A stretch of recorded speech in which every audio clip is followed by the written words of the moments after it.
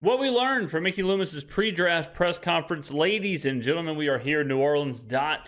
Football, less than 24 hours, or right at about 24 hours before the NFL draft. Mickey Loomis held a 40-minute press conference. We have talked long and hard pause about the draft. It's been 2 months. We've been talking about this. We've been on the forefront of this. We said Jared Verse. We said Latu. We said Brock Bowers. We said trade for Joe Alt. Everything we have said has basically been the thumbnail and the headline of the rest of the New Orleans media for the next couple of days. So we have been on the cutting edge of the draft, and now it's all here. It's all about to happen tomorrow night, Thursday night, 7 p.m. Speaking of, special announcement. Johnny Manziel will become even bigger in this. Blaine Gabbert, while he didn't throw, Patrick Mahomes, I don't like it. Congrats to Josh Rosen, who's going to win that starting job. Peyton Manning here over Ryan Leaf. Whoa, relax. Don't change the channel. Come on. Aren't you tired? Aren't you sick and tired of watching the same old draft analyst get the takes wrong every single year? Don't go watch them. Watch me. I will be live for the entirety of the first round of the NFL draft. I will be live starting at 6:30 Central. Multiple ways to watch. You can watch on Twitch. You can watch on YouTube, this channel right here, or you can watch on Twitter. Get excited. I will be live, and I cannot wait. First time ever, we are running a live watch-along for the draft. Come talk about your favorite team. Come ask me questions, whatnot, and hear what I have to say about the first round of the NFL draft. I will see you there. So, instead of watching the 40-minute Mickey Loomis press conference, we are going to listen to New Orleans Football, Nick Underhill, and the gang are going to give us the TLDR, the too long didn't read, if you will, the Cliff Notes, if you will, and we'll talk about the final projections or my final thoughts about the Saints draft going into Thursday night. The Saints are now in their final preparations for. The boys are out in the parking lot. The blue sky airline drive in Metairie. My goodness, have you ever seen something like? This is what life's all about right here. The sunglasses are on, the Ray-Bans are on, the hair is shining. We're looking good. We're feeling good. Hopefully this Toyota Camry doesn't have to get out of their parking spot and mess up the shot. When the boys, let me tell you this right now. When the boys are in the parking lot, that's when you know things are serious. It's like if you turn on NBC News and you see some random intern that they tricked into going to the front lines of some horrific war. I've never understood that as a former newspaper reporter. I never understood how they tricked a former reporter at a Pulitzer Prize-winning newspaper. I never understood how they tricked people into going to battle-ridden war areas. There's no way I'd possibly ever get told, hey man, why don't you go ahead and get on this 12-hour flight and go to this spot. But anyways, when you see these guys in the parking lot at Airline Drive, that's when you know it's getting real. For the draft, and as that winds down, we met with Mickey Loomis and heard his thoughts on the upcoming draft. I'm Nick Underhill. He's Mike Triplett. You're watching The Dot, presented by Matt Bowers Auto Group. What was just kind of the main thing that you took away from Mickey's comments today about the draft as they start to put things together for Thursday night? Mickey Loomis goes to great lengths to not reveal anything. Let me tell you this. The NFL draft is also known as lying season.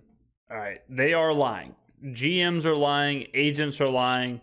The only people who aren't lying are players. We hear it all the time. We hear Matt Leinart famously said that the Oakland Raiders at the time told him, we are going to draft you. Kayvon Thibodeau, the Giants, he was told, I'm trying to think who told him, but a team, the Lions, it was the Lions. The Lions told him, he was telling everybody, the Lions told me they're going to draft me. And then they pass him up. So the only people who are actually telling the truth, I think, are the players. But the coaches, GMs, they're all lying to maneuver, to leverage. The draft has become a bit of a chess match. I'll give you a good example. We've heard recently that the Patriots all of a sudden are interested in J.J. McCarthy. You want me to tell you why? Because the Patriots want to get teams that are interested in J.J. McCarthy to think about trading to 3.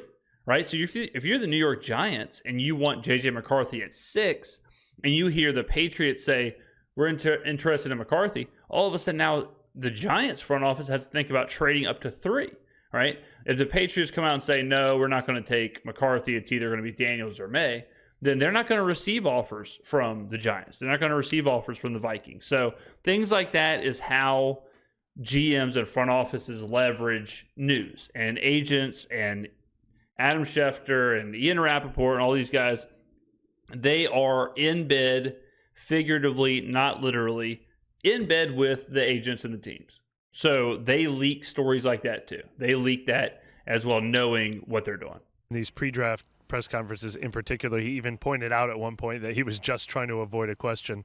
But I felt like I heard two truthful things above all else. Somebody asked him if they really believe that they're going to get a good player at 14, and he said it instantly, definitively. Why would you even ask that? Do they really believe they're going to get a good player at 14? Is that what Mike said? Let me listen to this. Player at 14, and he said, somebody asked him if they really believe that they're going to get a good player at 14, and he said, what a ridiculous question. Do you really believe you're going to get a good player at 14? What? Yes.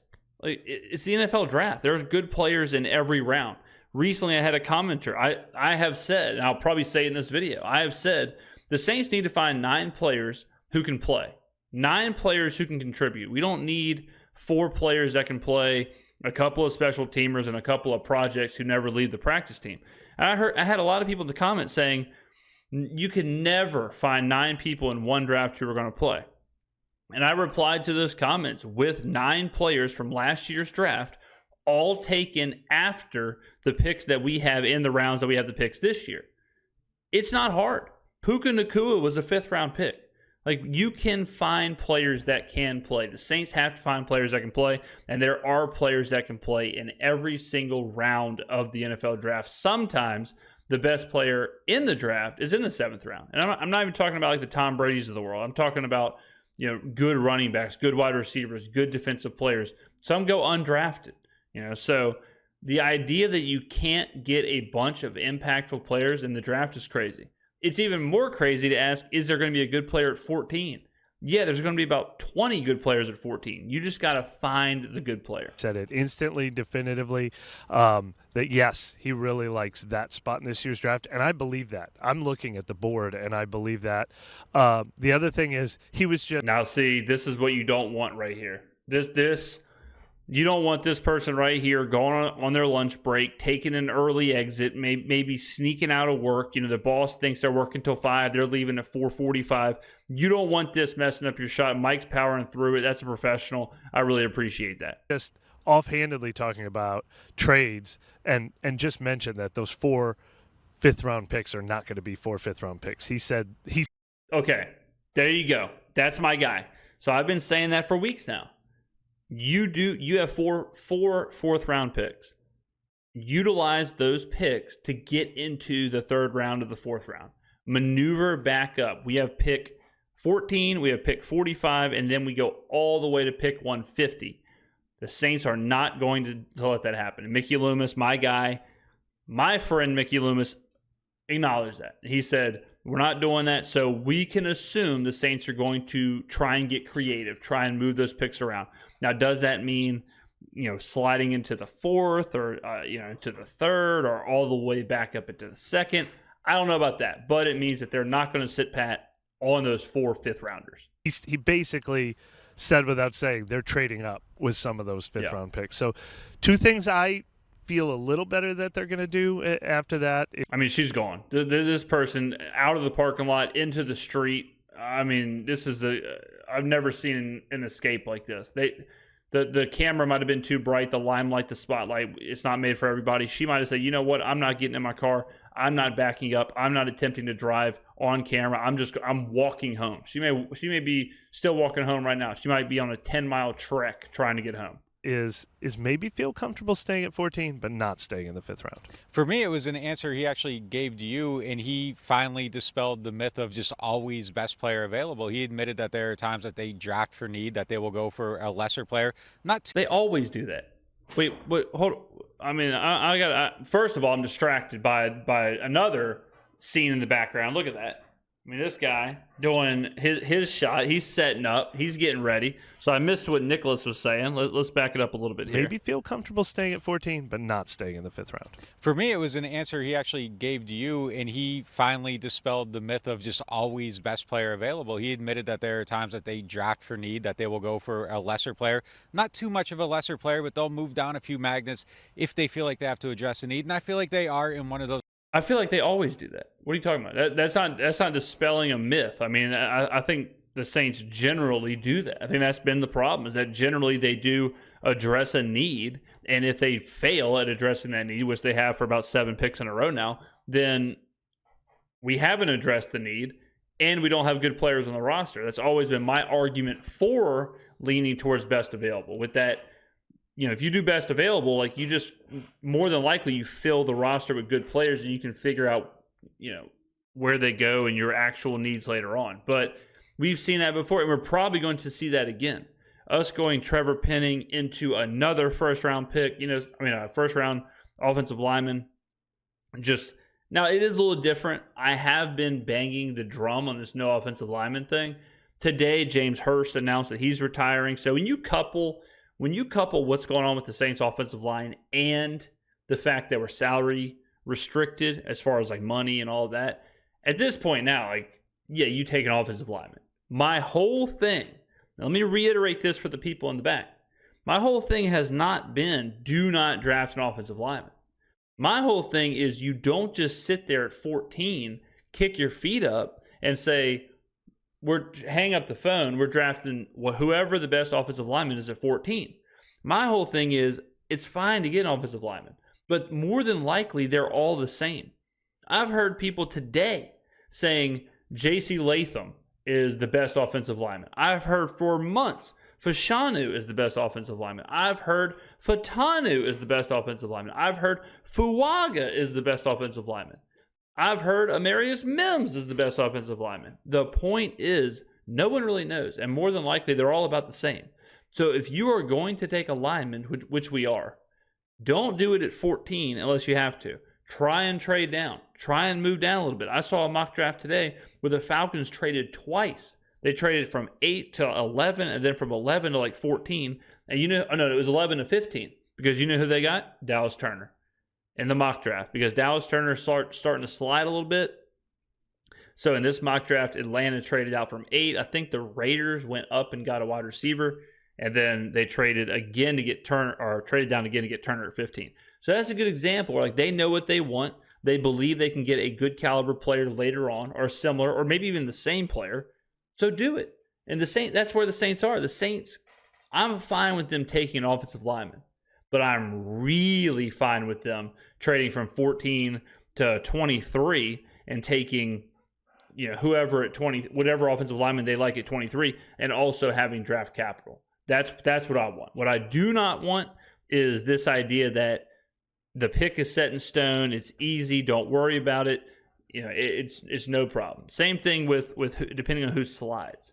We'll make stuff up. But like if Malik Neighbors slides to 14, and you're sitting there, you need to think like, okay, we cannot pass up on Neighbors. Let's take him here. Let's get a lineman later on. Let's figure it out later. Like, you got to be creative. As long as we are creative, I'm okay with taking a lineman with our first round pick. It just depends on how the board falls and do we trade and all that stuff. Those positions this year where at 14 you almost have to take the offensive tackle. Now if there's a run of them and Latham's gone and Fuaga's gone and Fashanu's gone and Joe Alt's gone, maybe you draft a Brock Bowers or somebody else there, because that's what dictates it. But if they're in a spot and they like Brock Bowers and there's a tackle that they have within 3, 4, 5 magnets, they're going to... I think now they probably do take the offensive lineman. I think it's too much now. I think before, when you were looking at, think about how different this was a couple months ago. A couple months ago, you're thinking, okay, maybe Trevor Penning develops into a left tackle. Okay, James Hurst at left guard. Okay, Ryan Ramczyk's knee, maybe it'll hold off. And now all of a sudden, you're looking around, you're like, okay, Ramczyk's knee, he may not be playing at all. James Hurst retired, and Trevor Penning is garbage. So now you're sitting and you're looking at 2 offensive linemen, and you have a salary restriction, so it's almost like they're forced into this pick. I don't think there's any way they don't go lineman now. I mean, it would take a real crazy turn of events in the draft for that to happen. Now that changes things. Like if you're set on lineman, if you know you have to take a lineman, and if you're thinking we're going to take a tackle, more than likely that means you are going to shift Trevor Penning to guard. Okay, if you're going to take a left tackle at 14, depending on how the board falls, if it's not too expensive, that's when you guys start thinking, all right, well, do we go get Joe Alt? If we have to take a tackle, do we go get the best one if it's not that expensive and we forget about left tackle for 10 years? If all we got to do is package a second, move up like we did a video earlier this week, because we know they have the fifths and we know we are moving back in. So if you're thinking we can package the fifths, we'll probably have another second round pick. We'll probably have a third round. Whatever you plan on doing, do you do that now? And even if you don't, those are the creative thoughts, and that's the out-of-the-box thinking that I want the Saints to have. If that conversation is had, and the answer is, no, we're not moving up, we're going to stay pat and take whoever, fine. But just be creative. Have the thought. Be out of the box. I take the lower magnet, and I thought that was probably the most honest thing I've heard about BPA ever covering the league, because nobody ever says, no, we moved past the guy we like the most to get the real player we needed, and that is sometimes what happens. I did ask him that question. That's totally fine too. Like BPA is not the Bible; it's not the gospel. If the best player available is I've said this before. If the Cincinnati Bengals were picking first overall, they wouldn't pick Caleb Williams, right? Because he is the best player available, but they have Joe Burrow. So the Cincinnati Bengals would probably take Joe Alt or Marvin Harrison. You know, like they would take a different player first overall if they were drafting instead of the Chicago Bears. So BPA is not you have to do it type thing, and you don't have to always do it. I look at BPA like when you are between players, or when you don't really have when you don't have an obvious pick and you're kind of shuffling around, it's probably better then to go BPA than taking a player 10 spots lower that just fills the need. Question specifically, because we've had this discussion a lot, and his answer was, maybe we'll move down 2 magnets. We'll never go past a gap. Yeah, I believe that. I absolutely believe that. Yeah, but there has definitely been times where it's like, well, yeah, got to go to this one because we did not sign third the best guy we had on our board. We couldn't believe he was there. Yeah, they'll never say that though. But yeah, it's definitely seems like everything that we believe about this draft is probably what's actually happening right now. Maybe we're all getting lied to. We're going to find out on Thursday night. Make sure you keep it locked to New Orleans Stop Football. We'll have all of your coverage on that all throughout the week as the Saints select their players in the upcoming draft.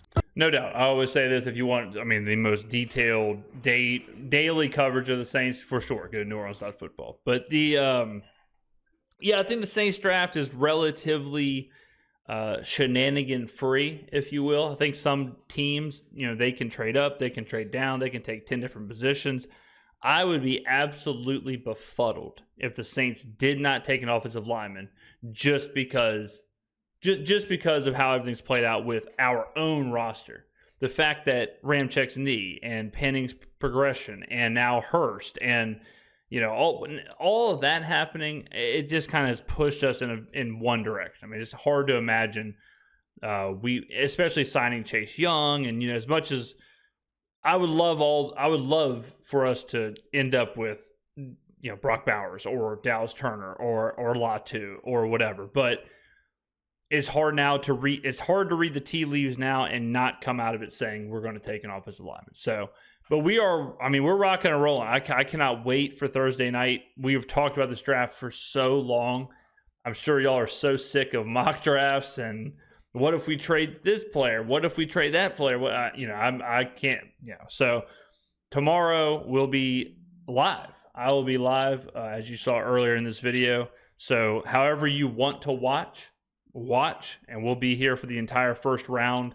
If you want to watch on, whatever medium you want to watch on, please join us if you can. I'll be very excited to do that. And then if it's a successful, live broadcast and all that, if it's successful, we'll probably do it for more stuff. Games like Monday Night Football or Thursday night when we're playing on the road, we could do stuff like that. So I'm excited. We'll see you Thursday night. And we'll see what the Saints actually do. But get on in the comments below. Let me know your final predictions. what you think, and I will see you. I won't see you in the next video. I'll see you live Thursday night for the NFL draft.